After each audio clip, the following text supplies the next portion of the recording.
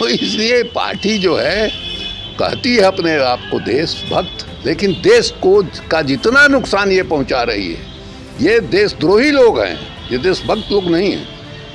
और देश को ये लोग तोड़ना चाहते हैं, खंडित करना चाहते हैं। अब देखिए, हर तरह के ताल तिकड़म का भारतीय जनता पार्टी इस्तेमाल कर रही है और सबसे बड़ा हथियार उनका हिंदू और मुसलमान के बीच में बंटवारा करने का है, हिंदू और ईसाइयों के बीच में बंटवारा करने का है। जान का खतरा बताया जा रहा है। अभी पंजाब में जो प्रधानमंत्री जी गए, किसान वहाँ थे 1 किलोमीटर दूर पर जहाँ इनकी गाड़ी रुकी थी, और बताया जा रहा है कि जान पर खतरा हो गया। अरे भाई, लोकतांत्रिक अधिकार है किसी का, प्रधानमंत्री के सामने, मुख्यमंत्री के सामने मैंने अपनी बात नहीं कहेगा तो किसके सामने कहेगा? अमेरिका के राष्ट्रपति बिडेन के सामने कहेगा, ट्रंप के सामने कहेगा, या इंग्लैंड के प्राइम मिनिस्टर जॉनसन के सामने कहेगा?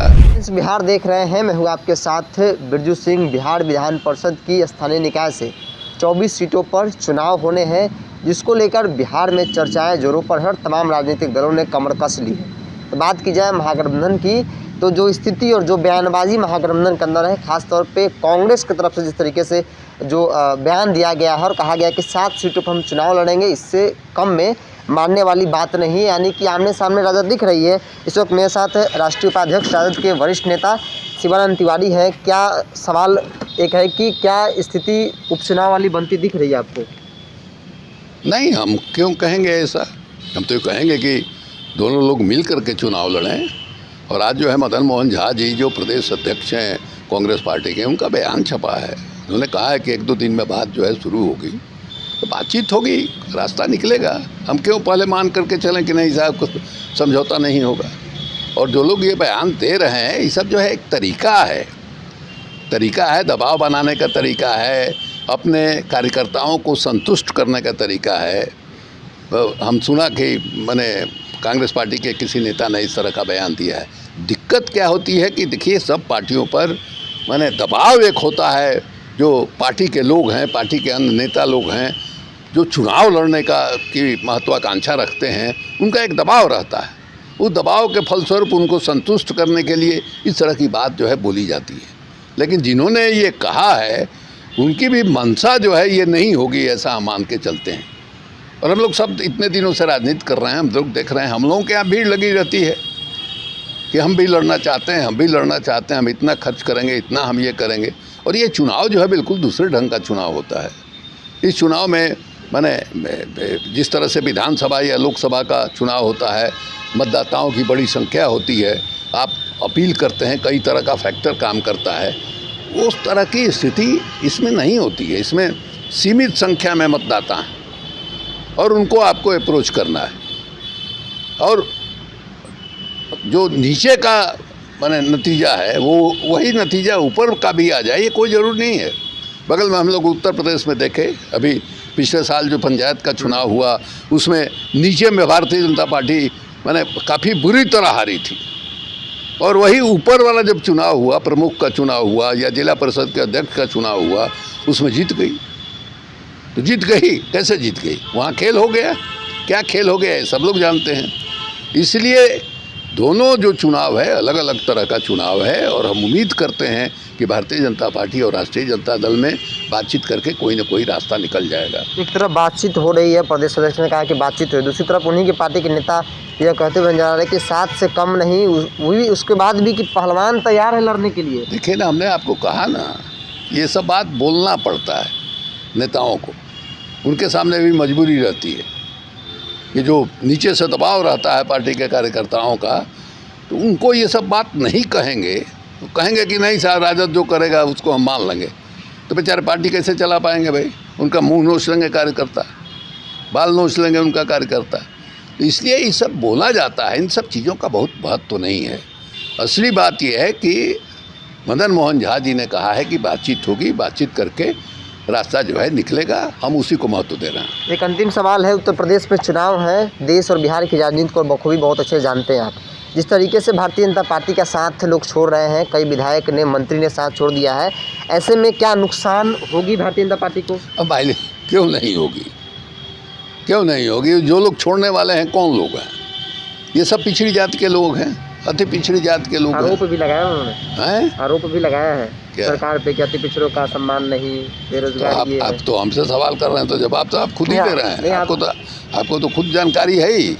जिस तरह का आरोप वो लोग लगा रहे हैं, और पिछले बार जो भारतीय जनता पार्टी जो है उत्तर प्रदेश में चुनाव में आई थी, उस समय उसने पिछड़ी जात का चेहरा सामने रखा था, और ये धारणा बनी थी कि चुनाव के बाद ये केशव प्रसाद मौर्य जो आज के दिन डिप्टी चीफ मिनिस्टर हैं, यही जो है चीफ मिनिस्टर बनेंगे।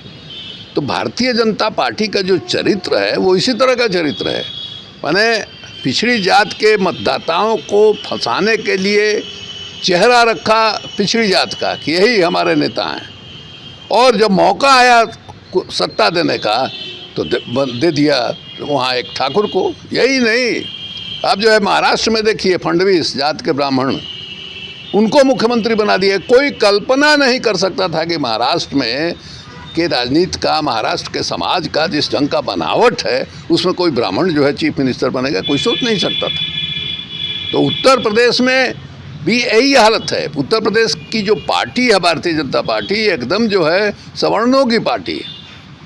उसे वहाँ अटल बिहारी वाजपेयी चुनाव लड़े, कलराज मिश्रा चुनाव लड़े, मुरली मनोहर जोशी चुनाव लड़े, ये जो आदित्यनाथ जो है चुनाव लड़े, मनोज सिन्हा चुनाव लड़े। तो आप देखिएगा उसके जितने भी बड़े नेता हुए हैं, उनका कल्याण सिंह को छोड़ करके बाकी सब जो है सवर्ण तबके से आते हैं। और कल्याण सिंह का इतना ऊंचा कद था, दो बार चीफ मिनिस्टर बने, उत्तर प्रदेश के गवर्नर बने, और उनको भी दो बार पार्टी छोड़ना पड़ा था। एक बार वो मुलायम सिंह जी के साथ जो है समझौता करके उन्होंने जो पार्टी बनाई थी उसके चुनाव लड़े। तो बनावट ऐसी है, और बनावट ऐसी है उसका खमीजा। पिछले बार तो छोटे छोटे पार्टियों से और पिछड़ी जातियों के अलग अलग जो माने प्रतिनिधित्व करने वाली जमात है उसके साथ तालमेल करके उनको सीट चोट दे के आप चुनाव लड़े, सरकार बना दिया। सरकार बनने के बाद वो उनके साथ क्या व्यवहार हो रहा है ये न है। अब स्वामी प्रसाद मौर्य बड़े नेता हैं, ये माना जाता है कि 100 सीटों पर उनका प्रभाव है। बहुजन समाज पार्टी में मायावती के बाद जो है दूसरे नंबर के वो नेता थे, और वो जो है भारतीय जनता पार्टी में चले गए थे, जिसने मायावती जी के तानाशाही मिजाज की वजह से वो चले गए थे। और उनके जैसा आदमी मंत्री रहे हैं, उनके जैसा आदमी ऐसा बोल रहा है। दारा सिंह चौहान ये अति पिछड़ी जात के हैं, नोनिया बिरादरी से आते हैं, हमारे मित्र हैं, हम लोग एक साथ राज्यसभा में कमेटी में थे। अब वो गए भारतीय जनता पार्टी में, वो लोकसभा में बहुजन समाज पार्टी के नेता थे, और वो वहाँ गए, मंत्री बने। मंत्री बनने के बाद वो हटे, हमसे बातचीत हुई थी उनकी, वो हटे, और उन्होंने भी यही बयान दिया जो स्वामी प्रसाद मौर्य ने बयान दिया। तो पिछड़ी जातियों के तमाम लोग और जो विधायक आए हैं वो भी इसी तरह के लोग हैं, इसी तबके को का प्रतिनिधित्व करने वाले लोग हैं, या इसी तबके से निकल करके राजनीति में आने वाले लोग हैं। तो ये इसका नुकसान तो निश्चित रूप से होगा, निश्चित रूप से होगा।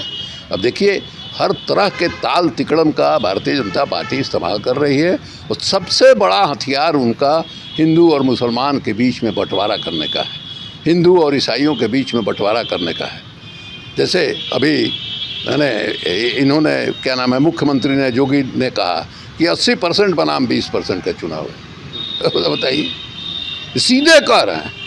अभी जो है हरिद्वार में धर्म संसद हुआ, उसमें किस ढंग का भाषण दिया गया?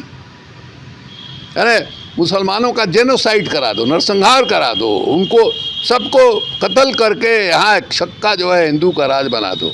और हिंदू में कैसा हिंदू का राज बना दो कि शीर्ष पर जो है ठाकुर बैठे, ब्राह्मण बैठे, और जो है सेवक जो है पिछड़ी जातियों के लोग रहें।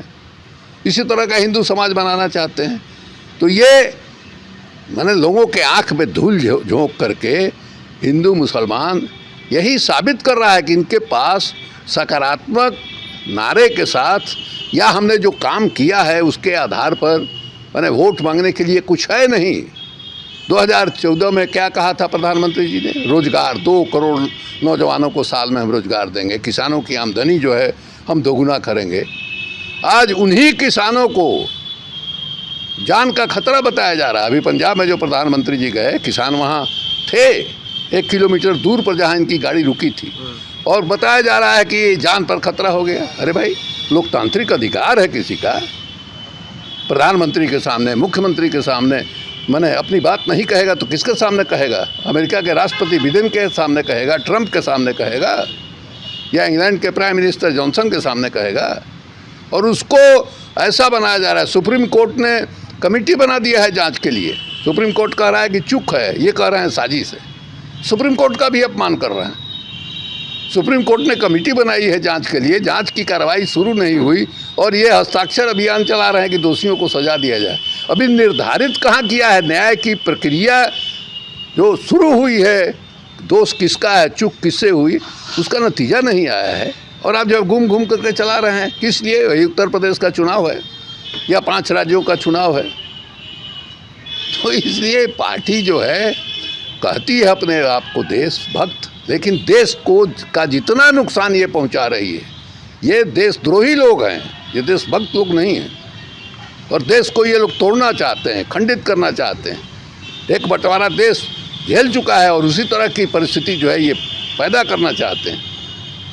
लेकिन देश की जनता पर भरोसा है और हिंदू समाज जो है उसकी मानसिकता जो है जहर वाली नहीं है, तात्कालिक रूप से ये प्रभावित कर ले रहे हैं।